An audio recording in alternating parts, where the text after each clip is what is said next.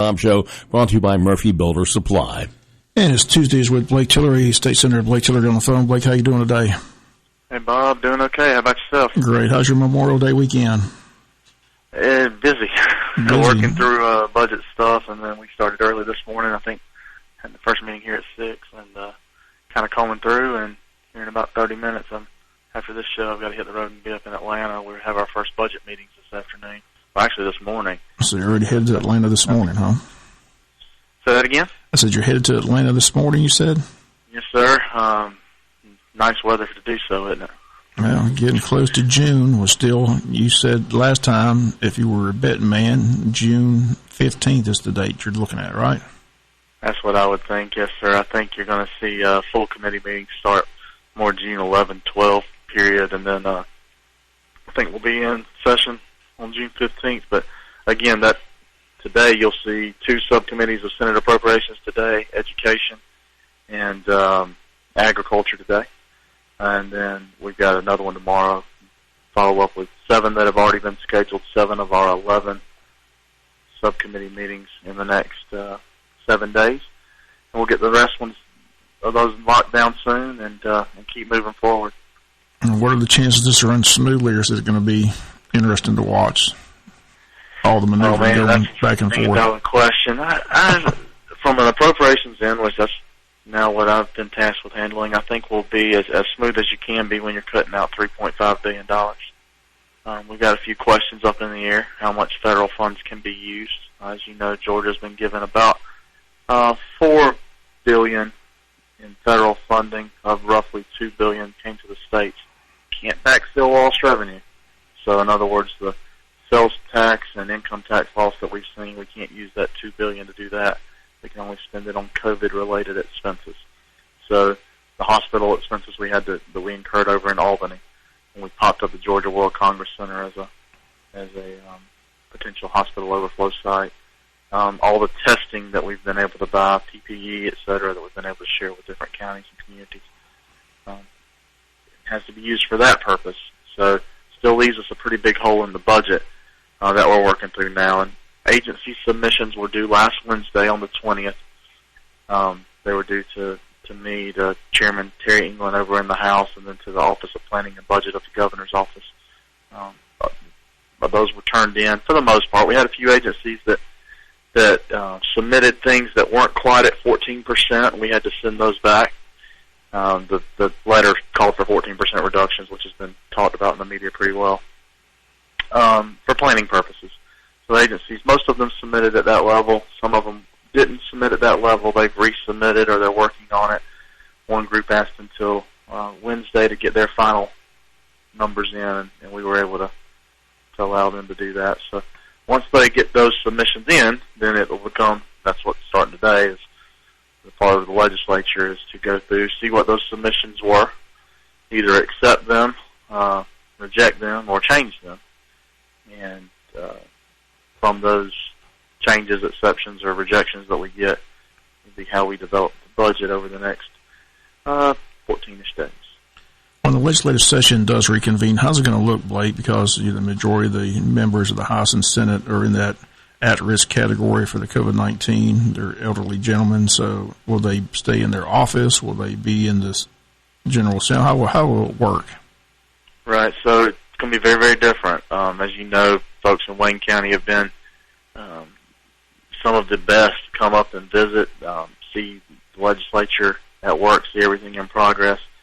And I've enjoyed it. It kind of adds a little bit of a bright spot to what otherwise are grueling days. That won't be quite as freely done this time. As we enter the Capitol, there'll be scanners that check your temperature. If it's over 100.4, you'll be pulled off to the side. We're requested that we all receive testing before we come back. That testing's now available to all Georgians free of charge, so it's nothing special that you get as a legislator. But they are asking that we go through that process to protect others.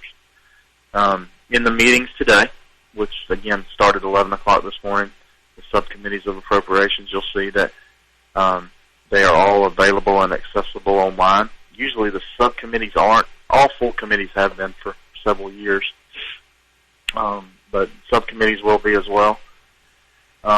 Senate rules bar participation by members who aren't present. So we're having to get around that Senate rule, I guess, is the way to, you want to abide by the rule, but we also want to allow the members who can't be present because of they're either in a protected group, or they are a sheltered class, rather, or they are running their own businesses back home. Because one of the things I think folks forget is legislature's not a full-time job. It pays $17,000 a year. It's not, we don't work for free. We get $17,000 a year, but you have a business back home. You're either an insurance agent or a teacher, or for me, an attorney. So that those folks are still dealing with their issues at their business due to COVID, just like every other business owner or employee.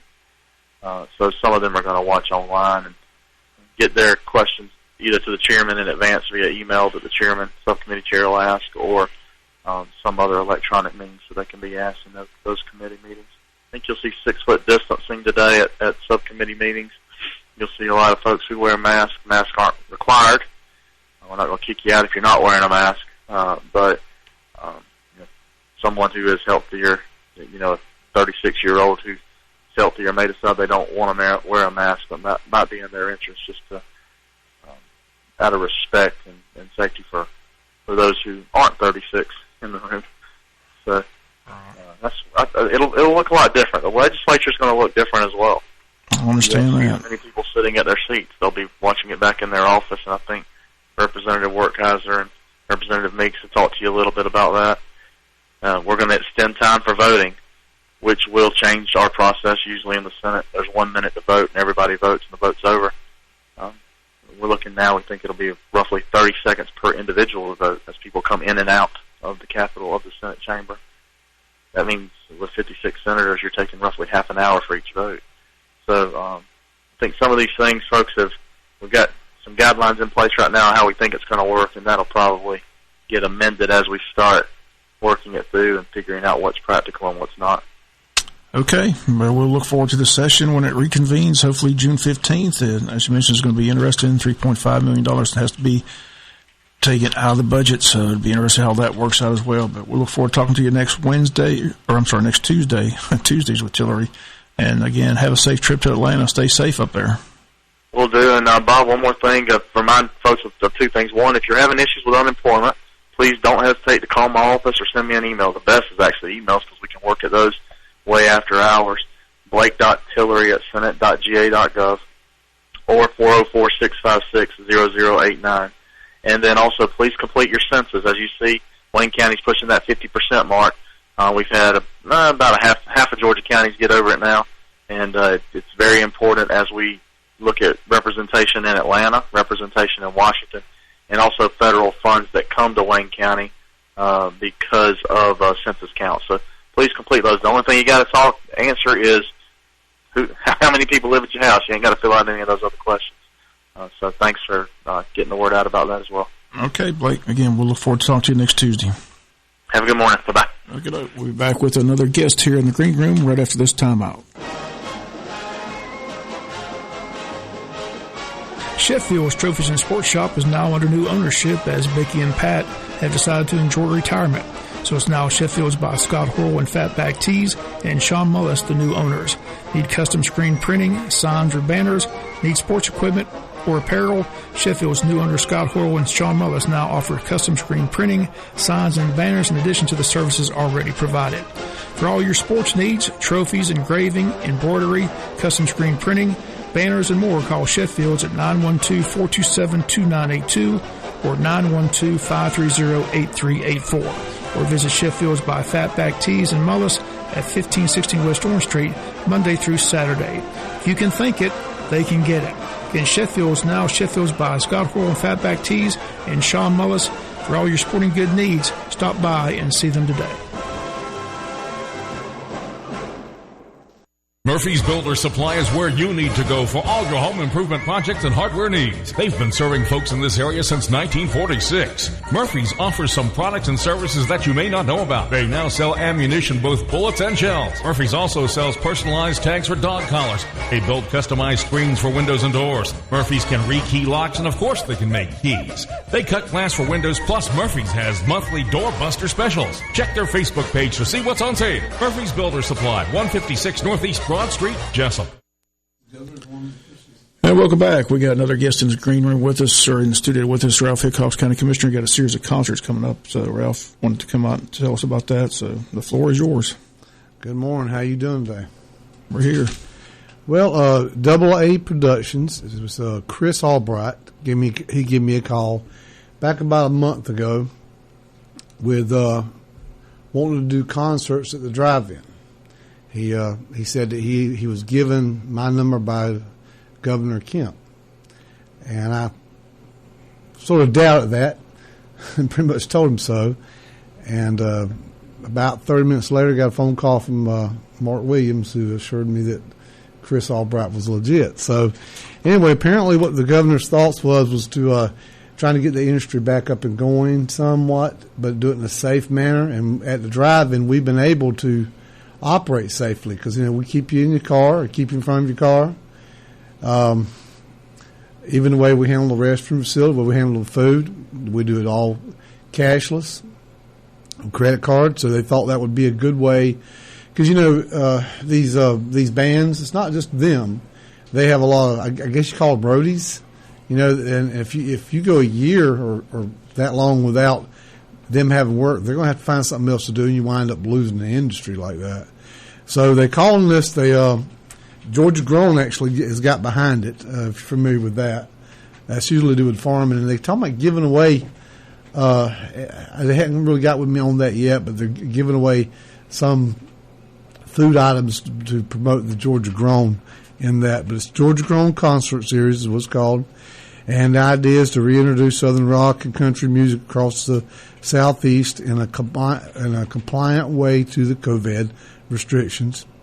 Currently, the dates they have online, and it's initially we're the lead off. The Jessup Drive-In's the lead off, but it's us and the Tiger Drive-In, which is up in near Rayburn, I think, the town that's near. We're the two they're using initially. Also, they're doing one in Jacksonville, too, I believe. But the dates in Georgia is June the 5th and 6th, the 19th and 21st, July the 10th and 12th, or 10th through the 12th, and July 24th through 26th, August the 7th through 9th, and August the 21st through 23rd. So we'll have 6 different concerts here. As far as my capacity, it's obviously dramatically reduced. I'll be able to allow 220 cars. There'll be a minimum 6 feet space between those vehicles, and then there'll be we'll put up like a divider sort of to make sure that people stay within their group. You can have up to 8 people in your vehicle if you can fit that many in there. We will have off-duty law enforcement that we'll have hired to help reinforce that. We'll bring in extra bathroom facilities, and we will continually sanitize that to make sure that's safe as well. Food is delivered to the vehicle just as we do now. If you want to buy their souvenirs for the different groups that come, then you go on my same online. I have an online app right now. You order the food through. You do it the same way with their items as well. The first concert is June the 5th, which is only a few weeks away. The gates open at 7. The show time's at 8:15. It's $125 per car. Again, that breaks down to about $15 a person, so it's really pretty reasonable. Craig Campbell, Lance Stinson, and Justin Davis. That's the lineup for the first one. And the second one is Colt Ford, and I'm not sure who they're going to have come in with him. That'll be on June the 19th and 20th.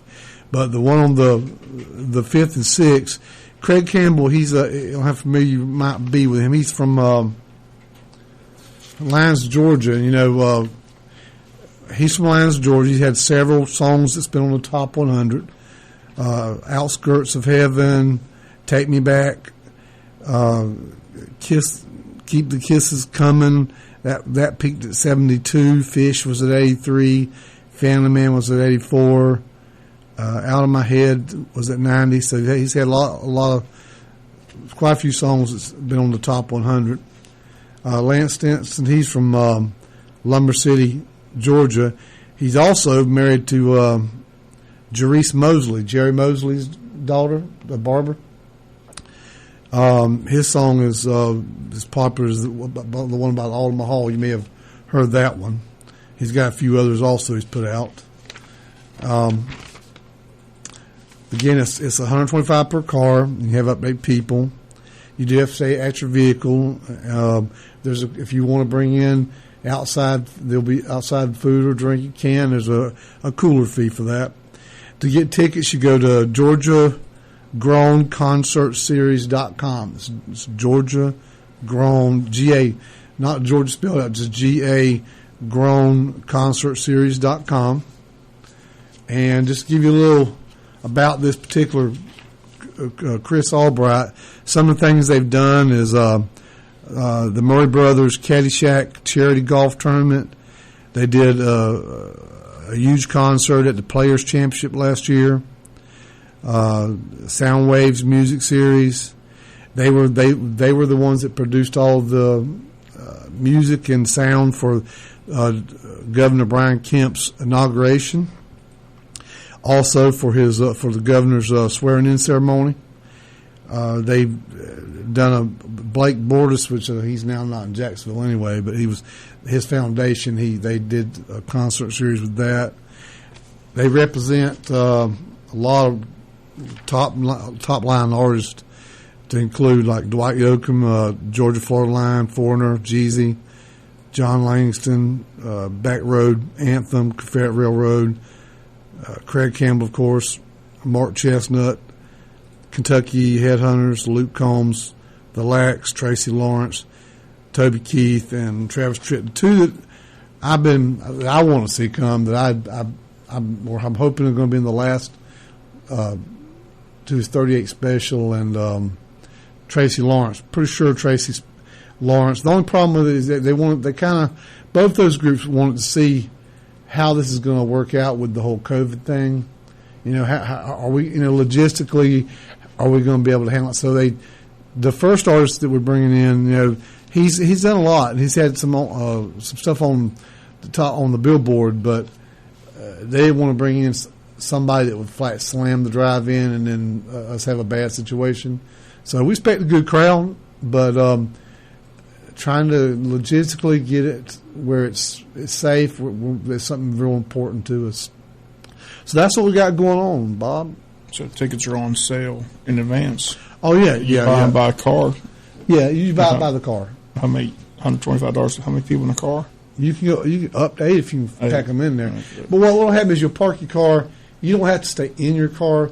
There'll be a space in front of your car, so you can take. And they asked me, at first we talked about using the FM, but they were worried about a delay. They done a test on the drive-in about a week ago just to see how it would work out. We were concerned about a noise ordinance because, and I said, we ain't got no noise ordinance because they believe they're going to rattle Red Near a little bit with their volume. I guess I'm confused about all the social distancing. You can jam 8 people in a car, but you can't stand more than 6 feet in them. So I'm just confused on how. Well, it's been from the beginning. They said under 10. Even with the walk-in theater, we're open, and the rule is actually 6 in the movie theater. That was the issue we come out with us there. So you can come in groups of 6. I have to keep you separated by 6 feet, and we do, and we got lines marked that off, and then we put at least 2 seats between every group. And I've had cases where a larger group that live together come in, and I hate to tell a family of 9 that they have to separate. But I got to follow the policy that I'm told, or I'm not going to be able to be open either. So we've been real safe. How's the crowds been at the drive-in so far? Drive-in it's been crazy. We've had people from, oh Lord, Jacksonville, Macon, from all over. It's the only game around. So we've had to be very, and we've kept. We have a person that just monitors the restroom. I pay somebody just to stand there, one person at a time. They got a little pump-up sprayer. They'll go in and mist alcohol in the restrooms periodically, every 15 minutes or so. But and they make them stay spaced out. So we have that. The food again. You go on my app and you order food. We bring it to your vehicle. All my employees at both places, they wear masks. They all wear gloves. If whether it be in the Strand or if somebody comes to a table and orders, before we'll take the next customer, we sanitize the table down. After every show, which we've always we've always cleaned the seats between every show. We're one of the only theaters I know that does that. Most of them, they do like a little pickup in the night they might, but we've always sanitized every seat after every single show. So that really weren't nothing new. And I was already, you'd come in and I'd carry you to a table, take your order. So this wasn't really difficult for the Strand for me to make that change because we were already doing it. So this concert series starts not this weekend, but next weekend. Lord Jesus, I got so much going on. Is that the 5th? No, it's the 5th. Yes, I got a lot. We also This Friday, yes. Wow. And me and Jamie got awarded the contract at Fort Stewart for that theater there, and pizza delivery there. So that's something I'm wide open on right now. So yes, it's got a lot going on. Fortunately, I don't have to worry too much about the concert as far as the logistics, as far as they bring in all the stuff. They got all the equipment. Now, what would be cool is they're going to be running it through my projector. So not only will they be they'll have a professional stage. They'll be setting up kind of, if you're in the drive-in, looking at screen one. Screen one is the one at the road, facing the road, or towards the road. If you're looking that direction, they're going to set up to the right of the playground, kind of to the right of the screen. We looked at all kind of angles, what the best angle was to get the most people where they could see. Because one obstacle we have with the concert is that building that the projector's in. Because where my screen's 14 feet off the ground before it starts, it's 60 foot tall. Their stage is not that high, so there'll be a little bit of a blind spot where we can't put cars.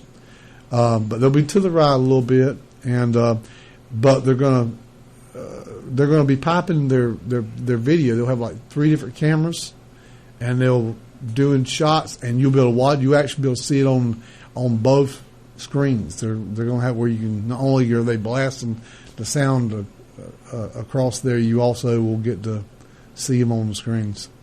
Okay, sounds good. Appreciate you coming in and let us know about it. Thank you. I appreciate y'all having me. Okay, that's going to do it for Tuesday's Butch and Bob Show. See you tomorrow. World famous Butch and Bob Show on WIFO, brought to you by Murphy Builder Supply. Good morning from the Big Dog at 8:26. And then along came walking